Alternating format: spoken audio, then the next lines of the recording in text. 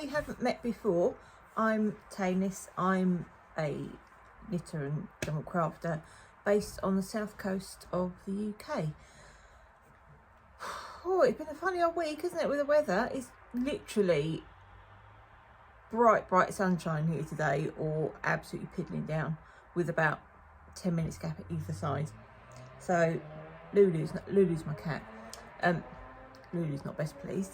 You might be able to hear a little bit of traffic noise in the background because it's quite humid, so I've got all the doors and windows open, and I glamorously live very near a slip road onto the A3, so traffic noise is always a little bit present.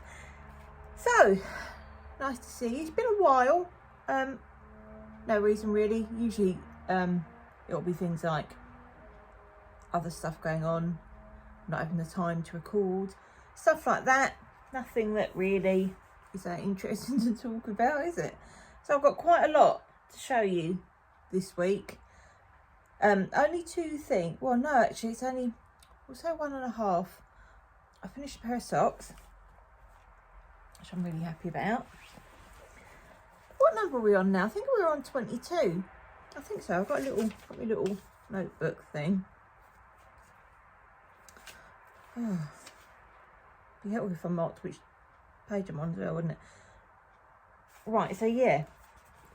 That's me being very eloquent. I've finished my toe bean socks by Louise Tilbrook. I feel like this isn't a pattern that's very well known of hers.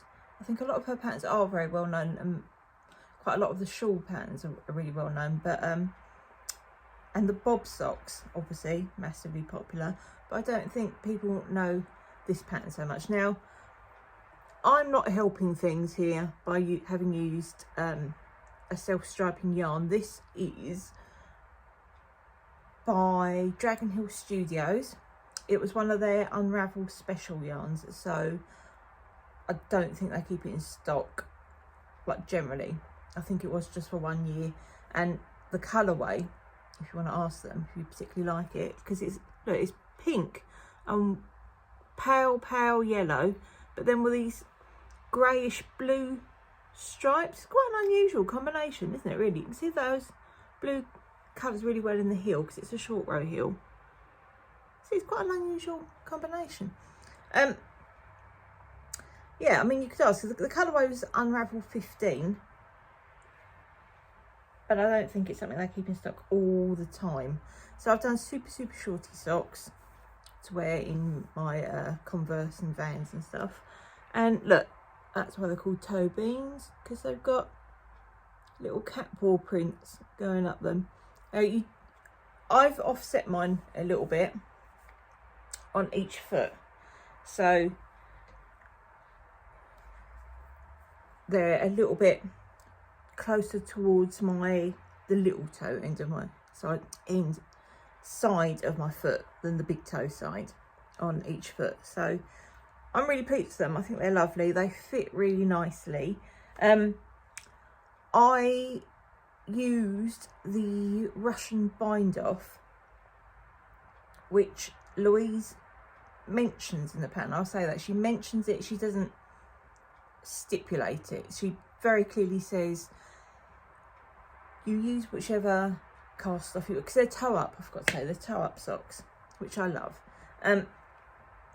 Yeah, so she says to use whichever bind off for the cuff suits you, and I found I needed to do the bind off really quite loosely on these, because when I put them on my foot,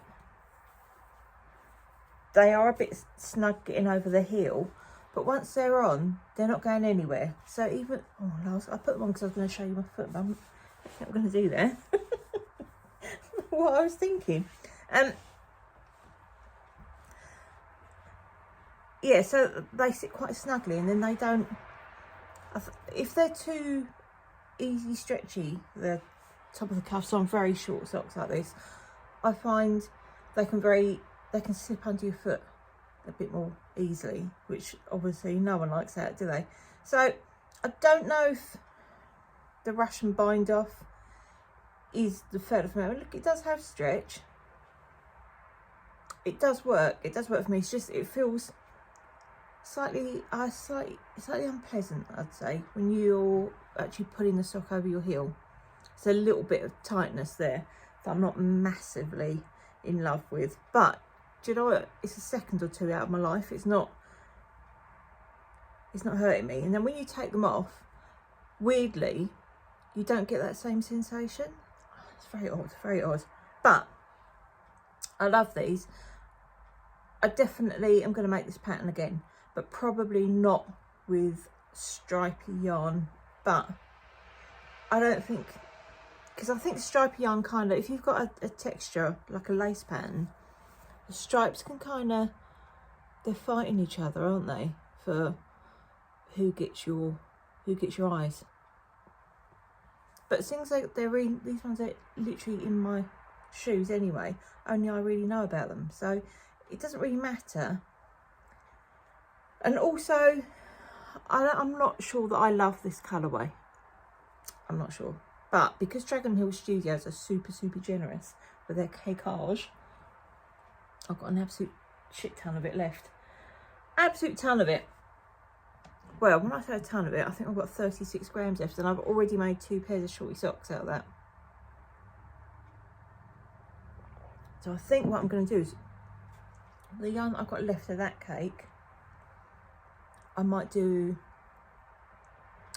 some sort of colour work or helical stripes, but it would have to be with like a really strong colour against these, which I don't know that I own. But so far, that's the plan. That is the plan. Now, I've done this all wrong. I've got myself all set up badly. I have set myself up, but I've just set myself up all the wrong way. Yeah, look at this. This is how much I've got left. It's a lot, isn't it? I mean, that to me is still a pretty sizable cake. So yeah, that was a little band for it. Dragon Hill Studios, much love to them, as always. I think I mention them every time, but then I think I've been knitting with this yarn for a few months now, so they can go back in there for now, and then that can go in my little basket, tasket. Now, did I tell you about my sister's neighbour? My sister's got this neighbour who's 98, and he's absolutely lovely. Him and his wife are still, you know, obviously both alive, and he's like the main carer for his wife, who has memory issues. But apparently they're such a lovely, sweet couple, and I'm sure I've told you this before, he mentioned to her that he loves handmade socks, and I don't know if it's something his wife used to do for him, or someone, I don't know. I know he loves hand knitted socks, and he asked her, apparently been asking for ages, if because for some reason she's told him, somehow it's come up that I knit socks, and apparently he's been asking her for ages if I'll knit him some socks, and I'm more than happy to do them. So I don't know why my sister held that little bit of information back for a while, but she did. So I haven't blocked these. Now these are, that's just a little bit of fluff. These are obviously black socks, and I've done them on a 2x1 rib. I haven't blocked them, so like the toe looks a bit funny, and they're much too big for my blockers. It's a shame you can't, or you can see a bit of detail. Yeah, it's a 2x1 rib at the top, and then the rest of the sock is a broken rib.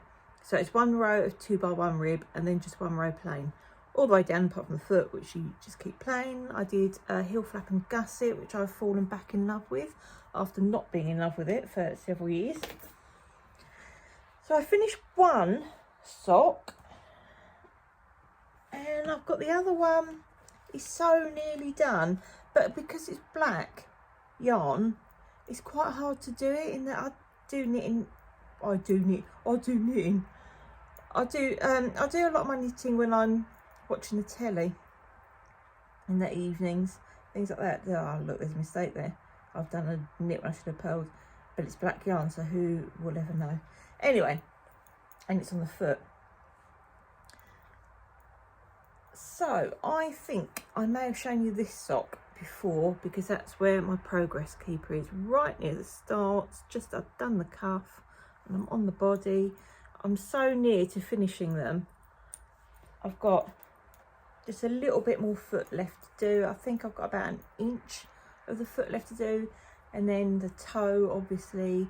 Then I'm going to wash them, block them, and then I'm going to post them off. And I've downloaded some sock bands which I can colour in with pencils and wrap it around, and then pop them in the post to my sister, because I don't actually know this fella. I can't send them to him directly. I don't have his address. I know he's her neighbour, but what does neighbour mean?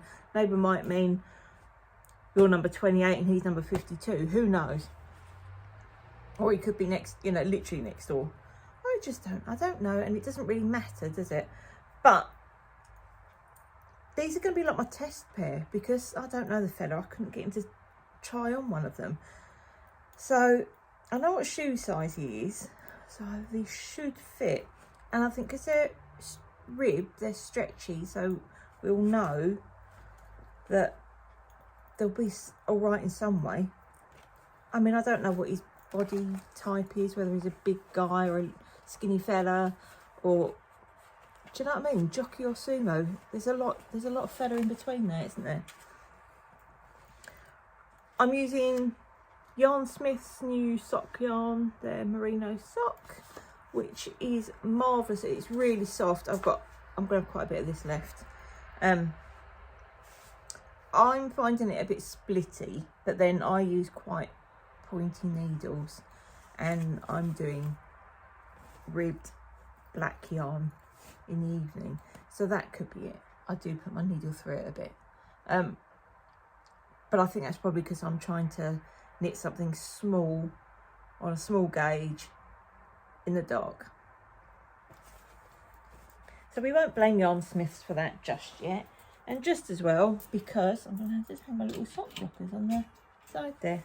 They make quite a satisfying little tingy noise. I like that, because I decided that because I asked my sister what colours he'd like, and of course, you know, he's 98, he's an older fella, and he's got older fella tastes. So he's gone for,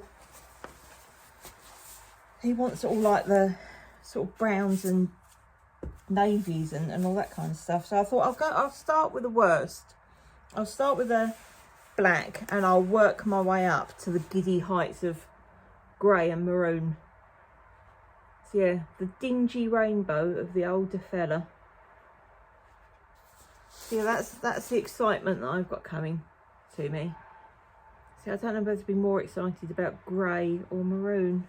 Navy is next up, then the dark green, I think,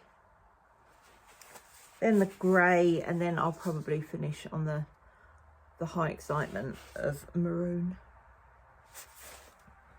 That's if we both survive that long.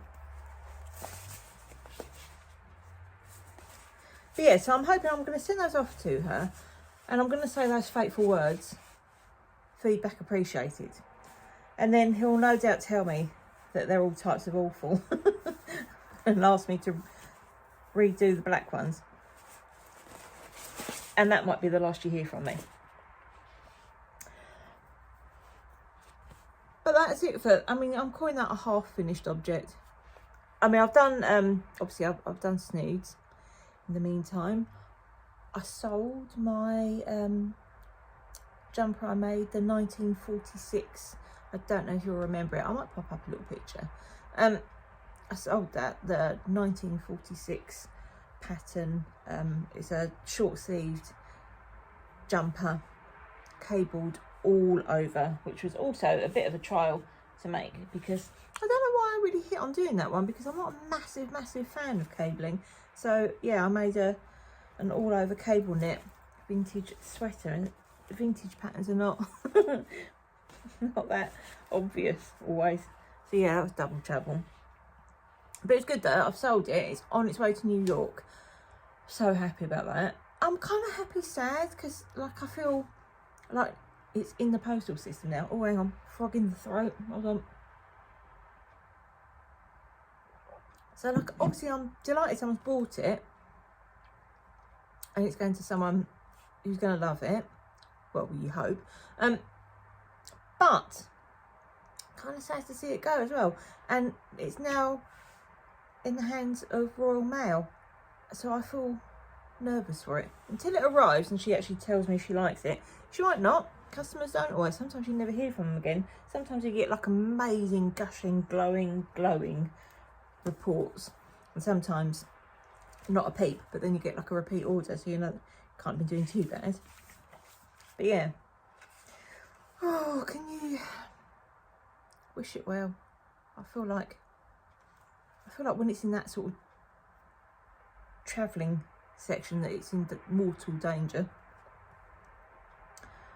Now, my other vintage knits that I've shown you before, there's a little hat and there's a drop stitch jumper. I probably am not going to show you either of those. I've got a drop stitch jumper here. I don't think it's gonna work out. I'm not sure that I've got enough yarn left to finish it for a start, so that'd be a biggie. But when I see the back piece, because you do the front and back exactly the same, I'm not convinced by it. I can't see it working. I mean, maybe it'll be, there's a lots of finishing stuff to do at the end of it. You pick up stitches and knit like bilio all over the place, and you join it, and that all sort of transforms it. But at the moment, I'm not convinced. So I'm not going to show you that one until I think it's ready. And then when it's done, done, we can have a look at it together and we'll say whether that's for going ahead with or frogging. At the moment, I'm leaning on the frogging end. I think she ain't going to make it. But we'll see. I've been proved wrong with vintage patterns with that stuff in the past. I've got it here. Maybe I'll show you a little bit of the, I'll show you the bit that I've done. And bearing in mind, because it's all drop stitches and it's not blocked, it looks like hell on earth. And it's so easy to catch with your finger as well. It's got ends hanging out all over the place. So look, I've picked up the rib at the bottom and knitted that. So that makes it kind of go in that sort of blues on shape in quite a nice way. I'm just not sure. Actually though, when you put it on up against yourself, it's actually not bad. It's very hard for me to gauge the pleasantness of things. Like the other problem with the drop stitches, it's so easy to pull these and get them all wrong. Do you know what I mean? To get the tension all out. I mean, it's quite easy to sort of finagle it back with your fingers, but I don't know. It's better with the rib on. Before the rib was on the bottom and it was just this massive block of drop stitch work, it was a bit, whew, hang on, remind me never to wear this bracelet ever again when I'm showing anything knitted, because I've just caught one of the settings on the stones on my bloody knitting, and that would have really hacked me off, honestly. Yeah, I don't know, I think now I've got it out and shown you, I feel a bit better about it. But we still have, no matter how well or otherwise, obviously you may need to wear some sort of vest top or cami under it, or you might not, you might be quite bold.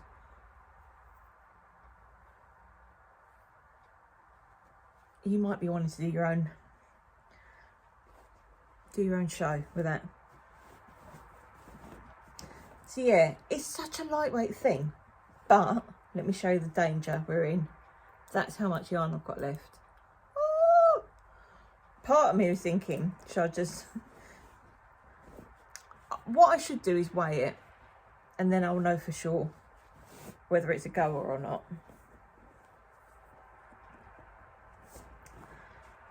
But I like the risk. In other vintage world stuff, the sophisticate hat that I've been making, I'm towards the end of the shaping for that, so that's a hat. It sits quite snugly to the back of your head, and then it has this sort of folded pleated section there. It's really nice in the picture. I think it looks a bit small looking at it now that I've knitted it. I haven't finished knitting it yet. Obviously got to finish doing a couple more inches on it, and then the sewing up, and then we'll see whether that little thing actually works or not.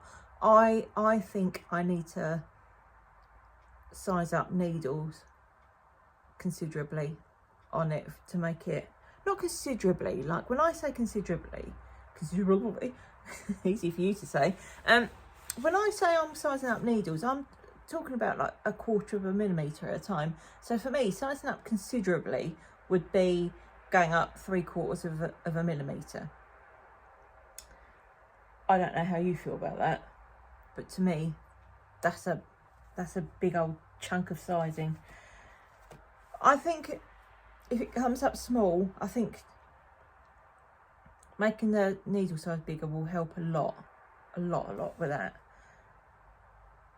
But I'm still not, the design at the back looks a bit like, and I don't know how you are supposed to say this. You know those pastries that they do on Bake Off quite a lot, and they're that shape. They're like an upside down heart with a shape with a sort of flattened bum. Palmatiers, something like that. Palmatier. Oh, I don't know how to say it. Palmi or ETIER, something like that. Oh, I don't care. They look a bit like that to me. Or also maybe a little bit like the swirls of your brain, which is less attractive. So I'm not going to show you that until it's done, because that's another thing where I'm not really sure if it's going to be a disaster or not. I think it's edging towards disaster. Although I thought about that one, and now I've picked it up and looked at it in cold light of day, don't think it looks that bad. Oh, I'll tell you what I've left over there. I've left my temperature blanket. Bear with me, I'm going to go and get it. Seamless.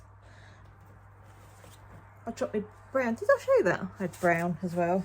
No, I didn't. Yeah, brown. Another exciting colour on the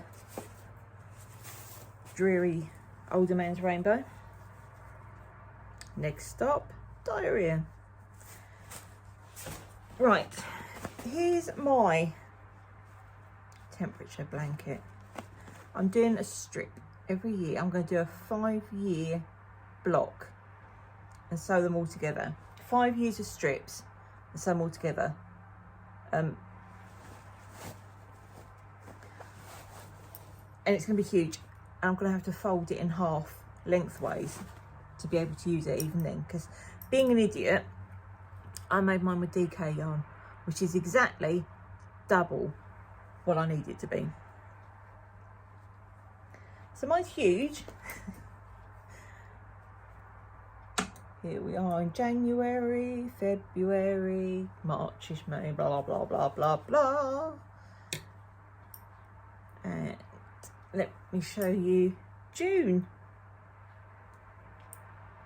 There's June, from that progress keeper there up to his little chum, green up there. I'll use a green marker on green yarn. Marvellous. So you can see that perfectly well, can't you? So yeah, quite a warm, well, quite a reasonably nippy start to June. Got quite warm, then we went into cold overnight, warm in the day, a little bit of a warm day there, then more of that kind of business. And then it got a bit warmer, and it got quite warm. The blue means it's kind of, you could stomach going to a Lido. Lido, Fido, Fido. The Sandra Rhodes kind of colours in the middle mean super hot day, not very comfortable for me. And then things calmed down a bit, and now we've gone back into a little bit of more like sort of springtime colours. Where it's like green and yellow, then that means it's a bit cooler. Where, I don't know if you can see, the rows that have got sparkle in. Oh, we're in July now, so you should ignore those. There's a row with sparkle in around here, so that's a birthday in the family. And there was one right at the beginning of the month. What was that for? See, I will put in a row of sparkle when it's someone's birthday or when I've done something nice. I can't remember what that was. I don't think there's anyone's birthday at the beginning of June. Right, brace yourself, Lulu's coming in. She may, if we're lucky, she might jump up there. Oh, no, no, no, we're going for the fish. No, we're not going for the fish. Hayling. Hi. Hello. Can you hear her bell? Right. I don't put that away. It's a bit of a faffy thing to put away as well because it's so big. But yeah, we'll sew those strips side by side over 5 years, and then that will make a really wide, like king size bed throw thing for the winter. And we will also see the differences because when I've sewn those two strips together, I'll do a video or something to show like if there are any differences in the temperatures between one year and next, which is probably not interesting to anyone but me, but I think that's quite good. And it's all done since we've moved to here rather than when we lived in North Hampshire.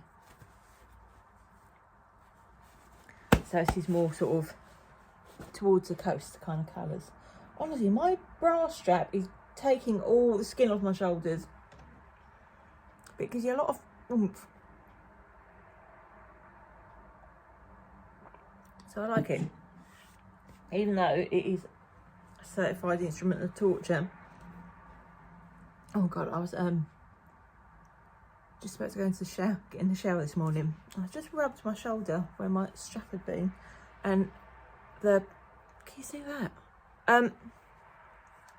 Skin was so red where it'd been pressed into skin that I've actually got a ridge of dead skin that had, like hard dead skin, where it rubbed like almost like a bloody callus into my shoulder, and I just sort of kind of rubbed it like that, and this hard kind of skin, oh, that's a disgusting thing to tell you, but that's the life. So my experimental keyhole scarf, this is an experiment that I believe is going really well. You may beg to differ. If you do, keep that to yourself. So this is yarn that's some sort of cheap acrylic-y type stuff that's actually just really pretty, that was gifted to me by someone at my knitting group. And when I say my knitting group, it doesn't belong to me. It's the knitting group that I go to sometimes when I've not got anything else, anything better to do, like work.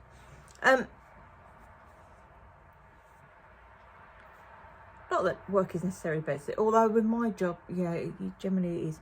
So, come on. You can't tell me that's not a triumph. So, this is half of my keyhole scarf. So that's the bit that goes around your back.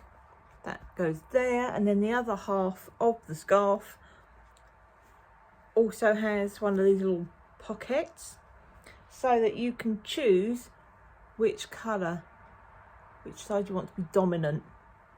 So you could thread this one through the other one, or the other one through this one, and it crosses over at your neck, and then that bit fills up the chilly bit of your coat, and then everyone's happy.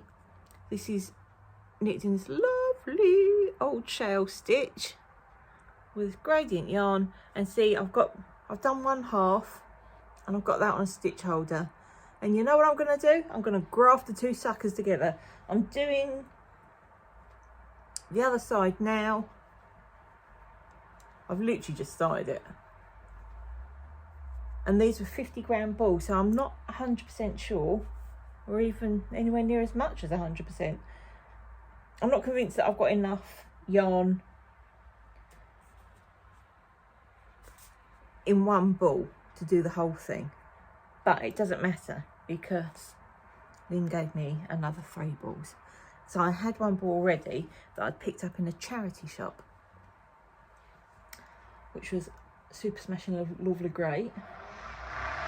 Who says that? That's not someone, oh my god, that's not someone who's been cancelled, is it? That's not some horrendous beast. Super smashing lovely great. Oh no, it's Jim Bowen, isn't it? From Doodah thingamajig. What is it? The darts thing. Bullseye. It was fucking dreadful. That was a dreadful programme. And everyone talks about that as if it's like, oh, it's part of my childhood. Wasn't it lovely? But it was absolutely desperate. But Jim Bowen was funny. He could be quite rude. I don't think that his act would pass muster now. Not because he was like, I can't remember him saying anything like offensive in a nastily, really nastily offensive way, but more like he would sort of take the mick out of your appearance a bit in a way that's not really acceptable anymore. No isms, just ribbing, and people don't take ribbing so easily now. Now then, this is the jumper for the Mister, which has been going on for about 17,000 years, and I am now bored witless with. So naffle being done on that at the moment, because especially like when it's sunny. And can I also show you brown? Another dark brown. Another shade in the gentleman's dingy rainbow of manhood.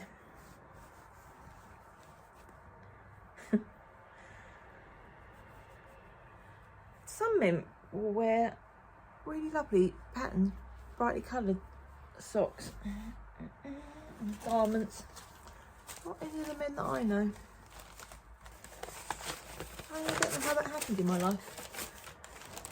Right then, I have put down somewhere my little book that tells me what I've been doing, what I'm doing. Here it is. Oh, I didn't show you this. I got my little, I started doing a book of socks that I've made. So these are the socks from a neighbour.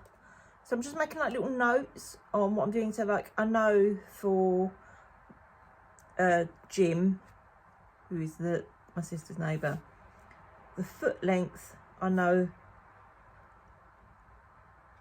will be 10 3/4 inches in total. So I think it's a size 9 or 9.5, somewhere in that region. Which is a little bit of information I should have written down here, but it's on my phone.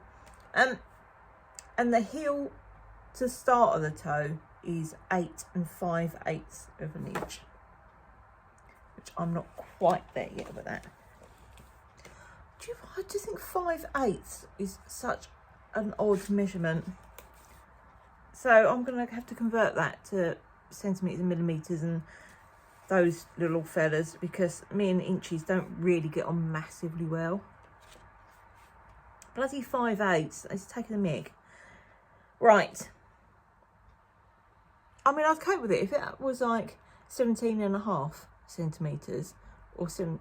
Do you know what I mean? If it was like, or if it was like, if you told me it was 173 millimetres, I'd be fine with that.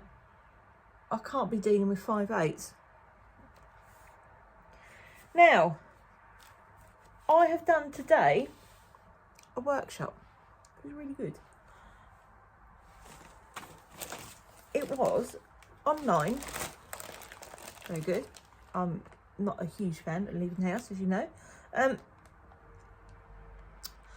Via Zoom, hosted by Hobbycraft. Now, don't sigh. No sighing at the back. I know a lot of you don't really like the old big box companies, but this was cracking, and they're affordable. So, you know, it's quite easy to sneer at big box when you've got a really good budget. But if you're on a tighter budget, big box can be some people's only option. So I don't want to hear any complaining about that. Thank you very much. Not that I think anyone will, but I just don't like that. You know, I don't mind people describing themselves as a yarn snob because they only like using particular types of fibres or like indie dye yarns and that kind of thing. I'm fine with that, but it's the snobbery that goes with it, the feeling that you then also need to put other people down or do finger wagging about their choices. You're gonna, you know, I think you just need to sometimes be a bit kinder about that stuff. I went to a knitting group, not my usual one, recently, and there was a woman there who was, you know, she was nice enough, but she went on several big rants about the sort of people that knit with acrylic yarn, and I just thought,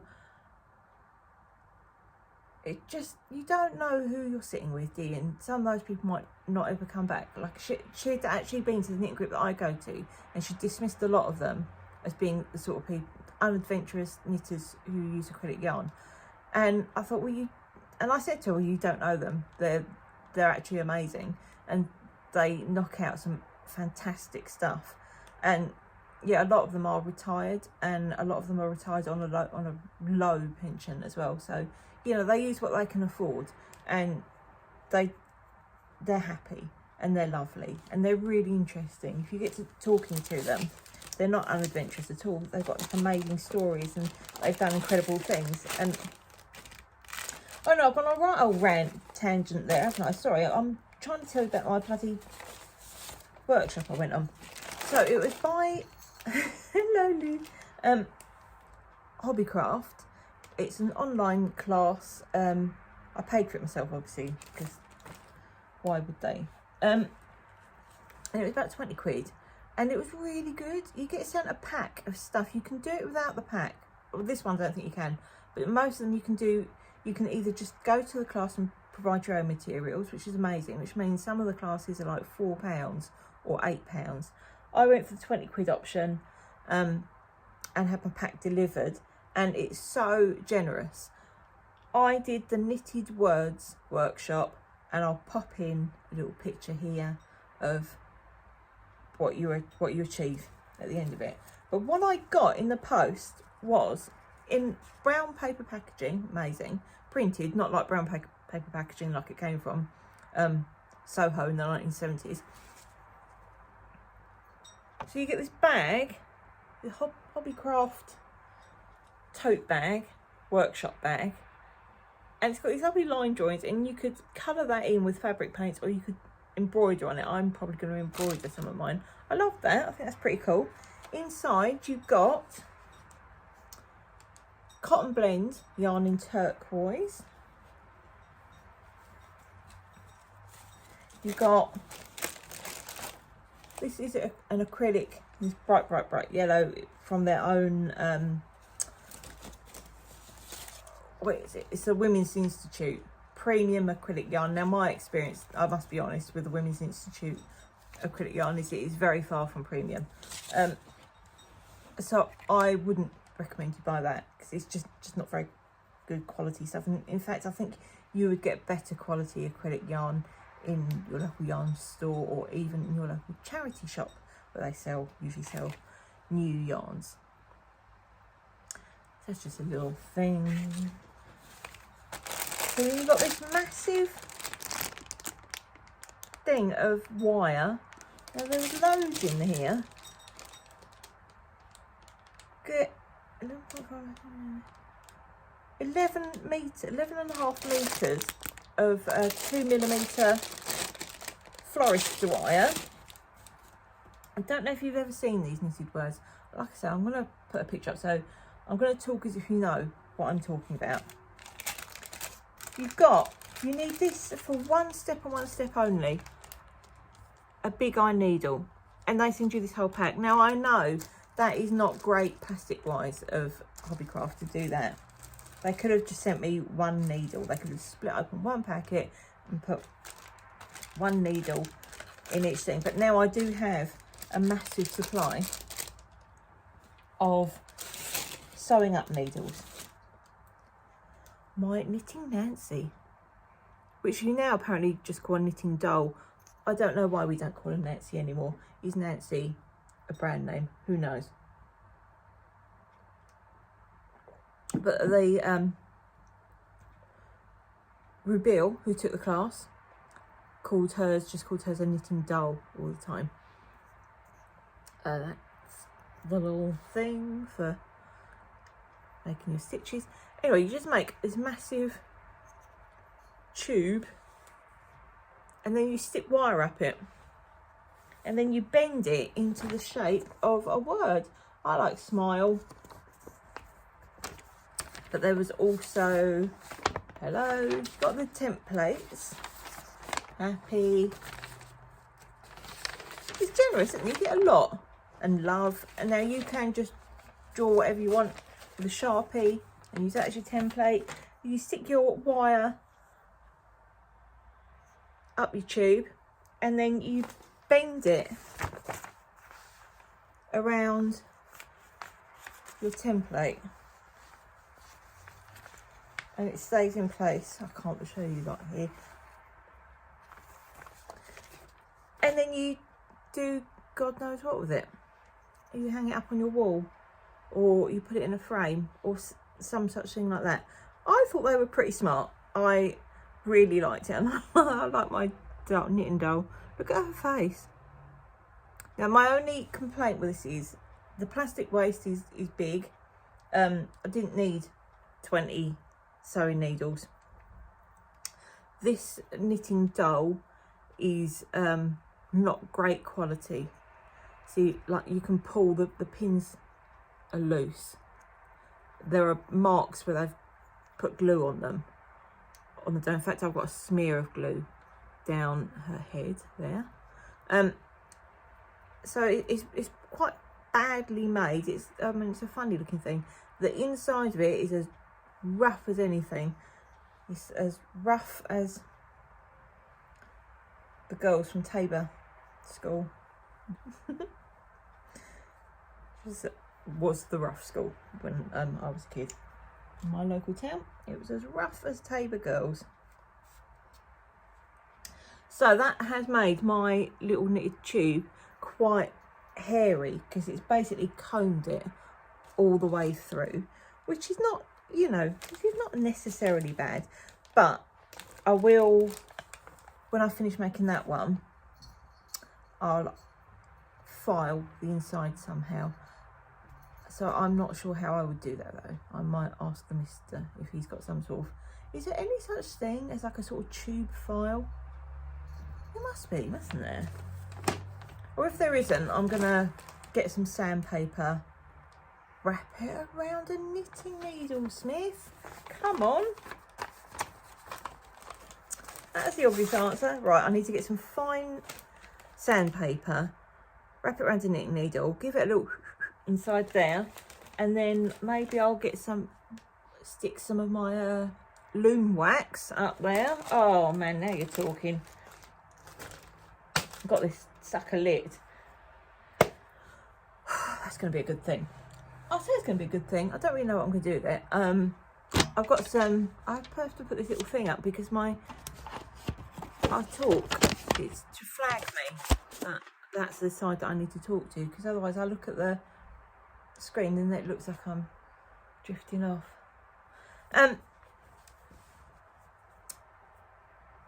Yeah, I'm going to make my own templates. I'm going to make some little signs and things. I've been thinking about doing some craft fairs. I know I've been thinking about doing some craft fairs for several years, but the problem is that there's a lot of leaving the house going on there, isn't there, and talking to people in real life, which is not always my favourite thing. So we'll see.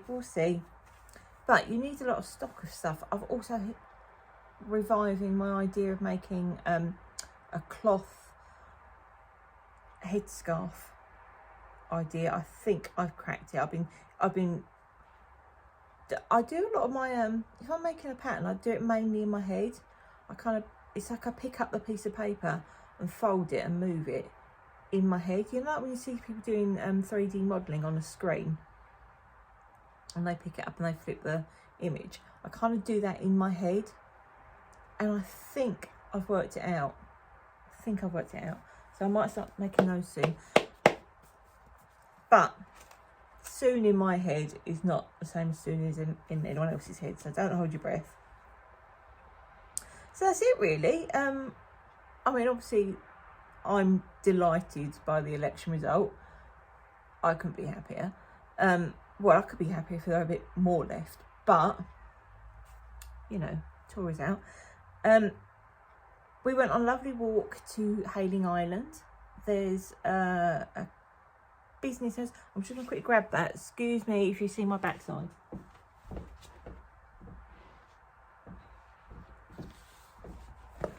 This marvellous place, the Spring in Havant. It's our local kind of community arts, theatre, entertainment place. They have lots of things on. That was when we went to see the film Zone of Interest. It's really, oh, I think I've forgotten to go and see 42nd Street. Oh, what a spanner. Oh well. Yeah, they have lots of great things on there, but they also organise, they have this guy called Nigel Brown who does guided history walks, which I know does ditch water, but he's really funny and he's a really nice guy and he's really interesting. So we did one the other day, because it has to fit in with the Mr. Shifts as well, called something like I do like to be beside the seaside, and it was a bit of a history of Hayling Island's beaches and attractions, and it was really interesting. It was really good. We only lost one person. There was one bit where we did quite a pacey walk that was about 5-10 minutes out, but yeah, one woman didn't make it, and we never found her again. She might still be there still. She might be there still, looking to find the remnants of Monkey Island. Now, apart from that, it's just books now. So if you, maybe a little bit of telly, so if you want to naff off now and you're not interested in books, then more's a pity. But if you're going to stick around, I've read quite a few books, so I'm going to whiz through them super quick. Like, oh, I was going to whiz through the snoods that I've made recently as well.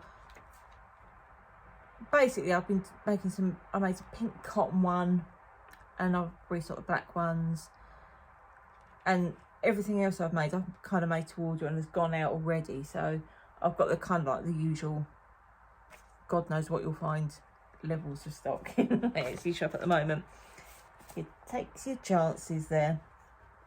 I'm reading Vanity Fair by our mate Thackeray. I love it. It's really good. Oh my God, I've forgotten how much racist language there was in it though. Woo, quite a lot. So yeah, as I think you have to kind of do a bit of its time mindset when you're reading some of these. I mean, yeah, I don't know if I want to read that on a train anymore. I mean, I don't commute anymore, so that's not really a worrisome option.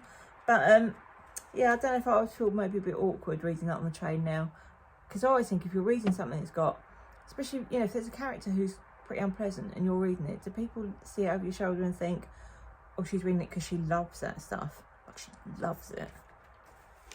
Awkwards. But yeah, I love Vanity Fair generally as a book. I think it's the third time that I can remember. It's the third time that I can remember reading it. And this is one of those old Marshall Cavendish editions, and you see them occasionally in charity shops, and I love them and I buy them if I see them.